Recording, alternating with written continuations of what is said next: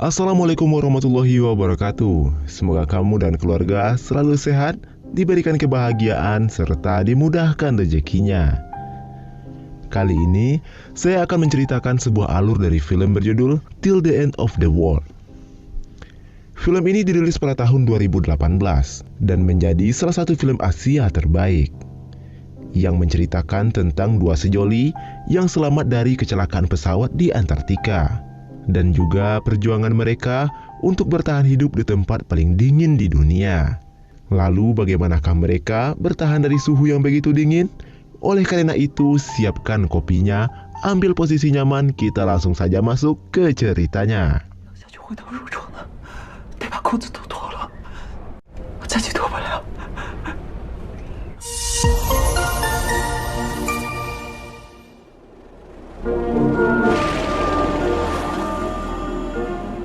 Film dibuka dengan memperlihatkan sebuah pesawat melintasi kutub selatan bumi, yaitu Antartika. Antartika merupakan sebuah benua yang diselimuti salju yang tidak berujung.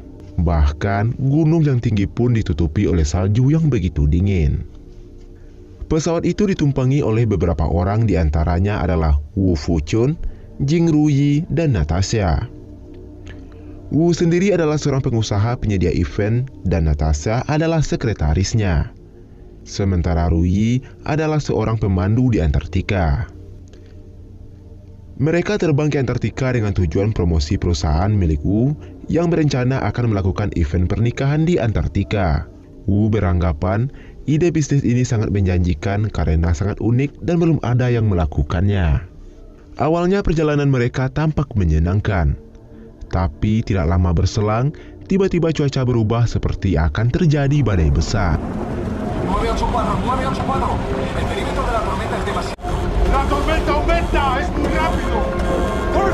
Sang pilot mencoba meminta bantuan melalui radio dan juga mengatakan kalau ia akan membelokkan pesawatnya dan mengambil jalan memutar untuk menghindari badai yang akan datang. Tapi badai datang dengan begitu cepatnya hingga mereka tidak bisa menghindar dan pilot berusaha untuk mendarat darurat.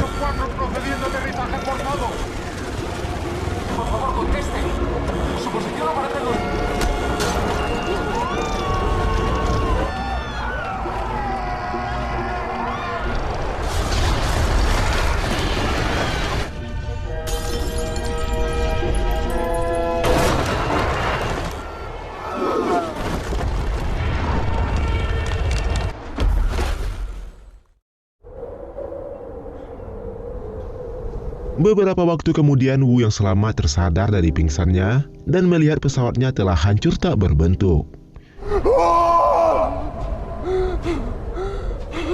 Sementara itu, terlihat Natasha dan Ruyi juga berhasil selamat dari kecelakaan tersebut. Namun, Natasha mengalami pendarahan akibat benturan di kepalanya, sementara Ruyi terjepit dan kakinya patah tertimpa puing pesawat.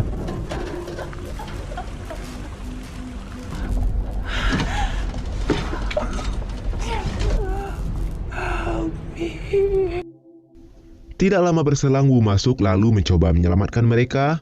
Wu berpacu dengan waktu karena pesawat mulai tenggelam sebab lapisan es pecah akibat benturan hebat dari kecelakaan tadi.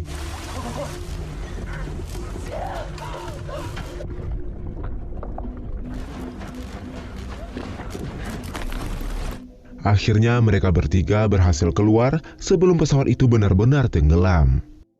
Tapi tidak berselang lama, Natasha yang sudah kehabisan banyak darah, ia pun menghembuskan nafas terakhirnya dan meninggal di sana. Lalu Wu mencoba mencari sinyal, tapi walaupun berusaha sekuat tenaga, ia tidak kunjung mendapatkan sinyal.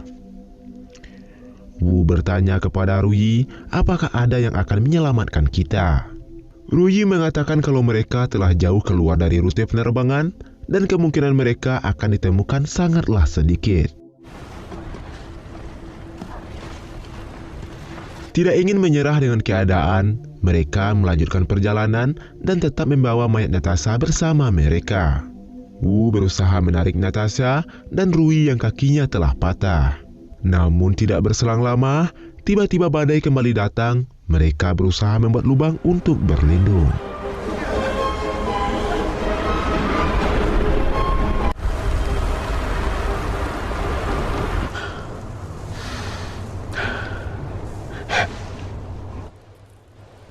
Setelah badai reda, Wu mencoba menaiki bukit untuk mencari sinyal. Sementara Rui menunggu di dalam lubang yang mereka buat, dan di sana ia melihat burung pemakan bangkai mulai memakan tubuh Natasha.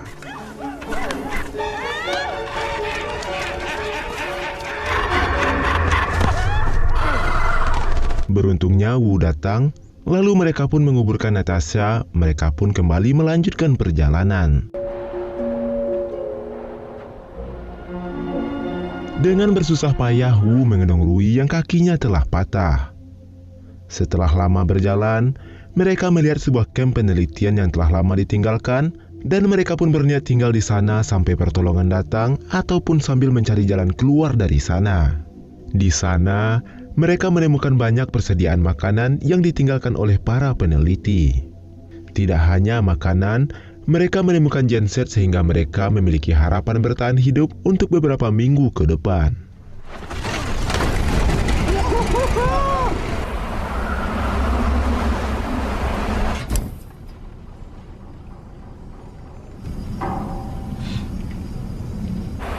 Saat memeriksa barang-barang, mereka menemukan sebuah jurnal. Dari jurnal itu, mereka mengetahui ada sebuah stasiun penelitian yang berjarak 20 km dari kamp yang sedang mereka tempati. Tapi yang jadi masalah adalah mereka tidak tahu lokasi dari kamp penelitian tersebut.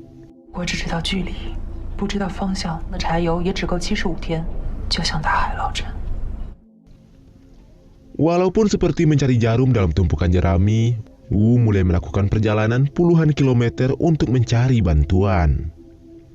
Hingga sampai hari ke-6 Wu menjelajah, namun ia hanya menemukan anjing laut dan rombongan penguin. Di hari ke-8, Wu kembali melakukan perjalanan menjelajahi padang es dan berharap menemukan seseorang di sana. Di saat ia sedang buang air, tiba-tiba tebing es runtuh yang membuat Wu segera berlari menyelamatkan diri sambil memasang celananya.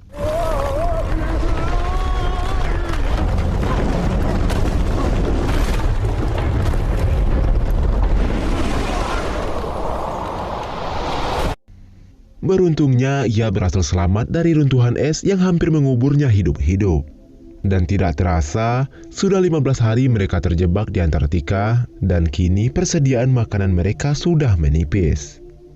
Mereka pun memakai bangkai makanan yang ditemukan oleh Wu, namun karena masak dengan bahan seadanya, mereka berdua tidak bisa memakan bangkai burung tersebut. Tidak terasa sudah 18 hari mereka di sana. Di hari itu, Wu memiliki ide. Dengan tongsis yang ia bawa, ia pun memancing ikan.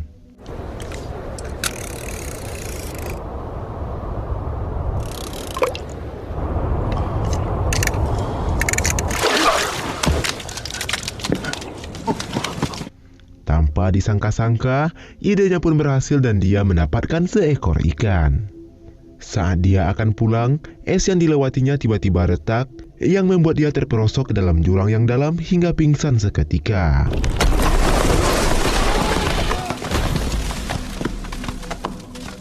Beberapa saat kemudian, Wu tersadar dan dia bingung untuk mencari jalan keluar dari sana. Ia tidak menyerah begitu saja.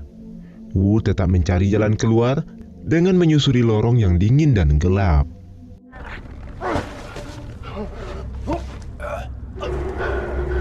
Dan tidak terasa, sudah 2 hari Wu terjebak di sana. Ia mulai mengkhawatirkan Rui karena kalau ia mati di sana, siapa yang akan merawat Rui yang tidak bisa apa-apa karena kakinya belum sembuh. Sementara itu di camp, Rui menangisi Wu yang tidak kunjung kembali.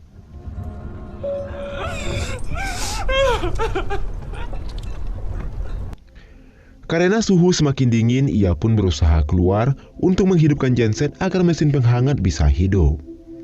Tapi setelah berusaha keras, ia kehabisan tenaga dan akhirnya ia pun pingsan. Sementara itu, Wu masih terus berusaha untuk keluar dari sana. Ia melewati celah yang sempit dan gelap. Dengan korek api yang ia bawa, ia terus berusaha menggali lubang mengikuti arah cahaya.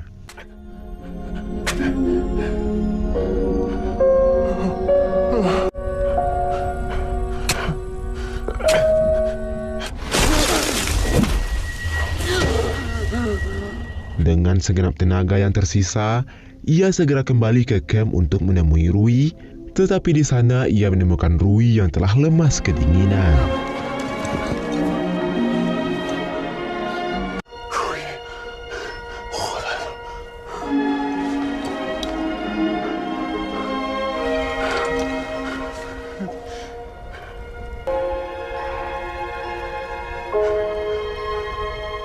Ia segera membawa Rui masuk, lalu menghangatkan Rui yang mengalami radang dingin.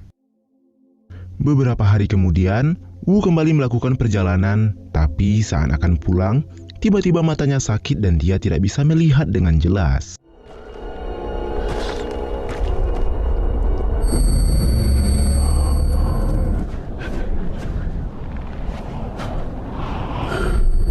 Semakin lama penglihatannya semakin buruk, membuat Wu putus asa dan berteriak memanggil Rui.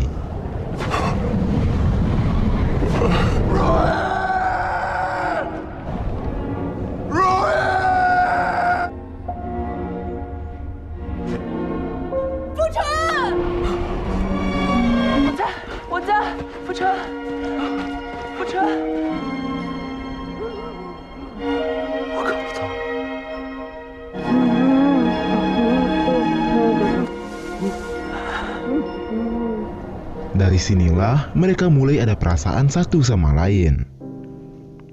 Rui merawat Wu dengan penuh kasih sayang. Rui juga mengatakan kalau mata Wu sakit karena es memantulkan 95% cahaya matahari.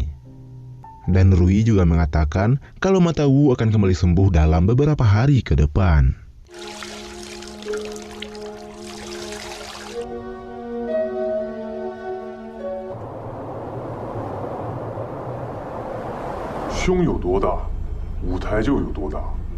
Karena tidak ada kacamata yang bisa dipakai, Rui memberikan BH-nya untuk dijadikan kacamata oleh Wu. Di saat mereka sedang bercerita, tanpa sengaja Wu memperhatikan dada Rui. Yang ternyata Rui salah paham. Wu melihat patung dewa yang dipakai oleh Rui dan berdoa padanya. Keesokan harinya, Wu kembali melanjutkan pencarian dengan memakai BH Rui sebagai kacamata. Di saat beristirahat, Wu melihat ikan-ikan kecil yang ternyata sedang dikejar oleh seekor paus besar. Dan tiba-tiba saja terjadi retakan besar yang membuatnya tenggelam.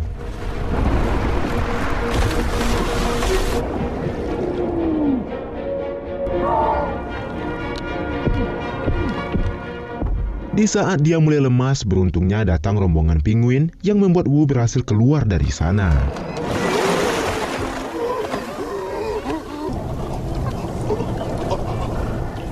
Dengan sisa tenaga yang ada, sambil menahan dingin, Wu berjalan kembali ke camp dengan tubuh setengah membeku.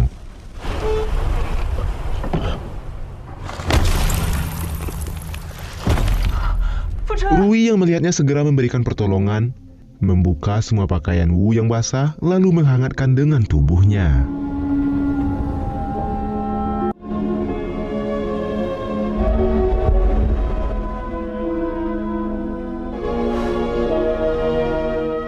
Tidak terasa, sudah 48 hari mereka di Antartika, dan mereka sudah mulai berdamai dengan keadaan dan menikmati waktu bersama.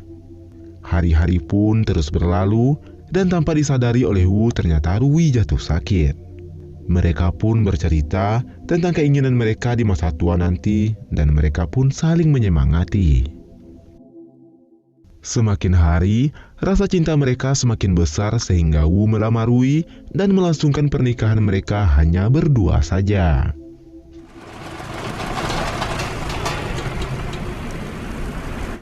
Beberapa hari kemudian, genset sudah kehabisan bahan bakar.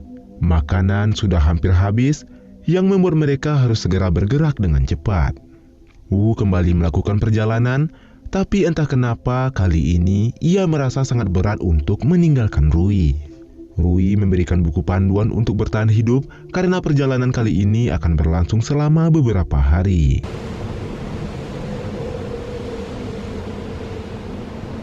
Dengan sisa tenaga yang ada, Wu terus berjalan jauh menuju selatan. Namun tiba-tiba badai besar datang yang membuat Wu pingsan di sana.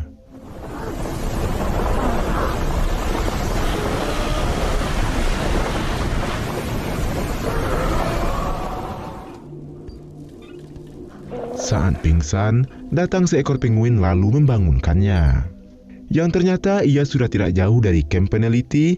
Tanpa pikir panjang, ia pun memukul tong untuk meminta tolong.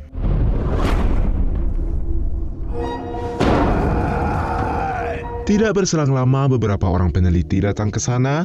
Lalu Wu meminta untuk menjemput Rui yang masih menunggunya.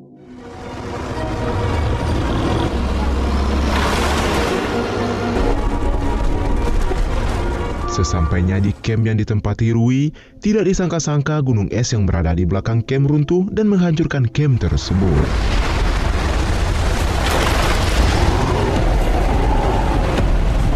Walaupun berontak dan ingin keluar untuk menyelamatkan kekasihnya, karena sangat berbahaya, dia pun ditahan oleh semua orang. Hingga akhirnya ia pun pingsan. Saat pingsan, Wu bermimpi saat indah yang ia lalui bersama Rui. Dan setelah sadar, ia pun merenung dan teringat sebuah tempat yang pernah ia kunjungi bersama Rui. Karena masih belum percaya dengan kepergian Rui yang begitu cepat, ia pun pergi ke tempat itu menggunakan motor salju.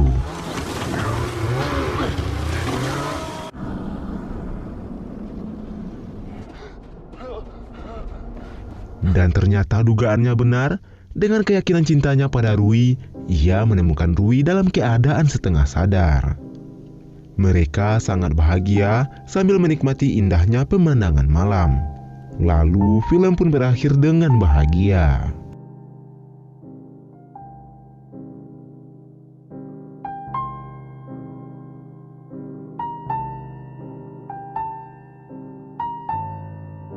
Dan itulah alur cerita film kali ini. Silakan tulis pendapatmu tentang film ini di kolom komentar. Salah dan kurangnya saya mohon maaf. Akhir kata saya ucapkan terima kasih. Jaga terus kesehatanmu dan wassalamualaikum warahmatullahi wabarakatuh.